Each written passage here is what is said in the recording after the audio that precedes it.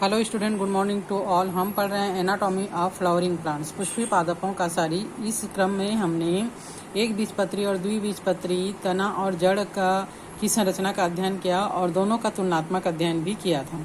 आज हम पढ़ेंगे एक बीजपत्री और द्विबीजपत्री पत्ती के एनाटॉमी के बारे में, आंतरिक संरचना के बारे में। दोनों को हम की संरचना या आंतरिक संरचना के बारे में पढ़ते हुए दोनों के बीच में सिमिलरिटीज और डिफरेंसेस क्या होते हैं ये भी हम देखेंगे।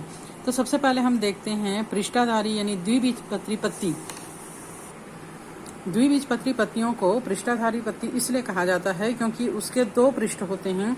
आप लोगों ने देखा होगा जितने भी द्विबीजपत्री पत्ती जैसे आम है, पीपल है, बरगद है, उसके एक सिरे पर सूर्य का प्रकाश जो है वो डायरेक्ट पड़ता है और निचले सिरे पर सूर्य का प्रकाश जो है वो कम पड़ता है। इस प्रकार ऊपरी सिरा और निचले सिरे में विभेदित होता है, इसीलिए इन्हें पृष्ठाधारी पत्ती कहा जाता है।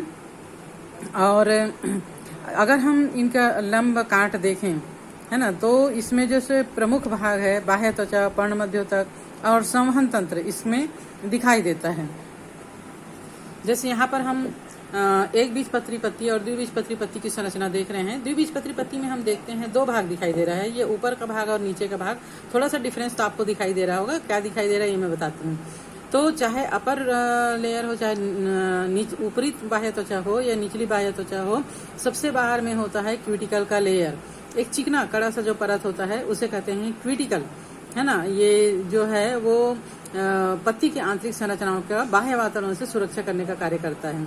तो ये जो ऊपरी लेयर है क्यूटिकल, उसके अंदर जो है वो बाह्य त्वचा का एक एपिडर्मल लेयर होता है ना। इसमें भी एक लेयर है जो एपिडर्मल लेयर कहलाता है, जो बहुभुजी कोशिकाओं से, चौकोर कोणी कोशिकाओं से मिलकर बना है और इनके बीच में अवकाश जो है वो नहीं होता है। ये अंदर के भागों की सुरक्षा करने का कार्य करता है। अब हम देखें तो अंदर अगर इसका ग्राउंड टिश्यू को देखते हैं तो दो प्रकार के सेल हमको यहाँ पर दिखाई दे रहे हैं। एक ये देखिए लंबा लंबा खंभे के समान दिखाई दे रहे हैं, उनको खंभ पर्ण मध्योतक या मीजोफिल। अंदर के जितने भी कोशिकाएं हैं जो हरी दिखाई दे रहे हैं उसको मीजोफिल के सेल कहते हैं। तो ऊपर की जो कोशिकाएं हैं वो खंभे के समान लंबे लंबे हैं और इनके बीच में अवकाश भी कम है और इनमें क्लोरोफिल की संख्या भी ज्यादा होती है। तो इन्हें खंभ पर्ण मध्योतक कहा जाता है, पेलिसेड सेल्स कहा जाता है। ओके, यहाँ पर हम नीचे देख पा रहे हैं गोल गोल कोशिकाएं दिख रही हैं और इनके बीच में अवकाश भी ज्यादा है ना, और इनमें क्लोरोफिल की संख्या भी ज्यादा होता है। तब इनको स्पंजी पर्ण मध्योतक कोशिकाएं कहा जाता है, स्पॉन्जी मीजोफिल के सेल्स कहते हैं। ठीक है, और इनके बीच में वायु अवकाश हम देख सकते हैं, वायु गुहिका या वायु अवकाश हम देख सकते हैं। यहाँ पर निचले त्वचा में आपको दिखाई दे रहा है इस प्रकार छिद्र या रंध्र। यहाँ पर ही यही जो है वो स्टोमेटा है। ऊपरी सेल में हम स्टोमेटा नहीं देख पा रहे हैं, निचले जो बाह्य त्वचा है उसमें हम स्टोमेटा देख पा रहे हैं। और ये रंध्र जो है वो गार्ड सेल से और सहायक कोशिकाओं से घिरी हुई, यहीं से वायुमंडल में कार्बन डाइऑक्साइड, ऑक्सीजन और जल वाष्प का आदान प्रदान इसमें हो पाता है। अब हम बात करें वास्कुलर बंडल की, तो ये जो गोल संरचना देख रहे हैं ये वास्कुलर बंडल है। ये स्पेशल प्रकार की कोशिकाओं से घिरा हुआ है जिसे बंडल स्थित कोशिकाएं कहते हैं। और यहाँ पर नीचे की ओर जाइलम और ऊपर की ओर फ्लोएम होता है। और द्विबीजपत्री पत्ती में आप लोगों ने देखा होगा एक मध्य सिरा होता है, मिडिल वेन होता है, जो कि मोटा होता है और उससे शाखाएं निकली होती हैं जो कि छोटी छोटी होती हैं। तो एक जो है वास्कुलर बंडल हमको काफी दिखाई देगा। ये जो मध्य सिरा है, ये सिराएं हैं, यही वास्कुलर बंडल होती है। तो मध्य सिरा काफी मोटी होती है, तो एक वास्कुलर बंडल हमको काफी बड़ा दिखता है। और यहाँ पर पूरा का पूरा कांट तो हमको नहीं दिख रहा है, तो बाकी जो वास्कुलर बंडल होंगे वो छोटे छोटे होंगे। ठीक है, सिराएं जितनी पतली होंगी वास्कुलर बंडल जो है उतना ही छोटा होगा। सेकंड वन हम बात करते हैं समृद्ध पार्श्व या एक बीजपत्री पत्ती की बात करें तो यहाँ पर हम देख पा रहे हैं कि इसका दोनों ही बाह्य त्वचा है ना एक समान है। आप लोगों ने घास वगैरह का पत्ती देखा होगा, धान का, घास का, इसका दोनों ही पार्श्व जो है वो सूर्य के बराबर प्रकाश पड़ता है दोनों ही पार्श्व में, इसलिए इसमें डिफरेंसेस नहीं होते, दोनों पार्श्व एक समान होता है। सबसे बाहर जो है वो क्यूटिकल का लेयर होता है, क्यूटिकल की परत होती है जो कि कड़ी और चिकनी होती है, जो अंदर के भागों की रक्षा करती है। इसके बाद बाह्य त्वचा या एपिडर्मल लेयर आता है, जिसकी कोशिकाएं जो हैं वो सटी हुई होती है। एक बीजपत्री में हम गोलाकार संरचनाओं को देख पा रहे हैं, इनके बीच में अंतर कोशिकीय अवकाश नहीं है। सेकंड बात आती है मीजोफिल कोशिकाओं की या भरण ऊतक की। तो पर्ण मध्योतक कहलाता है, ये मीजोफिल के सेल कहलाता है, जिसमें ऊपर से नीचे तक हम एक समान ही कोशिकाओं को देख पा रहे हैं और इनमें क्लोरोफिल की मात्रा भी लगभग समान है। अवकाश जो है वो नहीं के बराबर है। जबकि द्विबीजपत्री में हमने दो प्रकार की कोशिकाओं में बांटा था मीजोफिल के सेल को, यहाँ पर एक ही टाइप का होता है।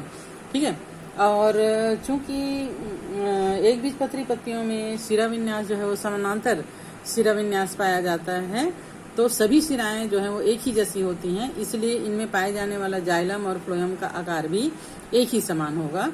यहाँ पर वास्कुलर बंडल हम देख पा रहे हैं, जिसमें ये जाइलम और ऊपर की ओर फ्लोएम है। ठीक है, अब बात करें हम रंध्र या स्टोमेटा की, तो चूंकि दोनों सिरों पर सूर्य का प्रकाश समान मात्रा में पड़ता है, इसलिए इसके दोनों ही ऊपरी बाह्य त्वचा और निचली बाह्य त्वचा दोनों में ही रंध्र या स्टोमेटा पाए जाते हैं। जो जैसे द्विबीजपत्री पत्ती में ऊपरी बाह्य त्वचा में रंध्र पाया ही नहीं जाता, इसलिए निचले जो बाह्य त्वचा है इसमें रंध्र की मात्रा ज्यादा होती है, जबकि इसमें दोनों ही सिरे पर रंध्र या स्टोमेटा पाया जाता है, इसलिए इसमें रंध्र की मात्रा जो है वो दोनों ही सिरों पर कम होता है।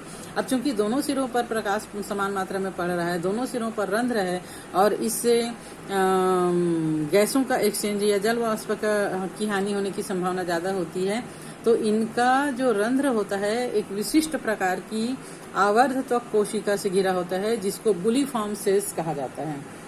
और ये जो है वो ऊपर की ओर मुड़ी हुई होती है। जब सूर्य का प्रकाश कम होता है या जल वाष्प की हानि कम होती है, तो ये ऊपर की ओर मुड़ जाती है और रंध्र को खोल देता है।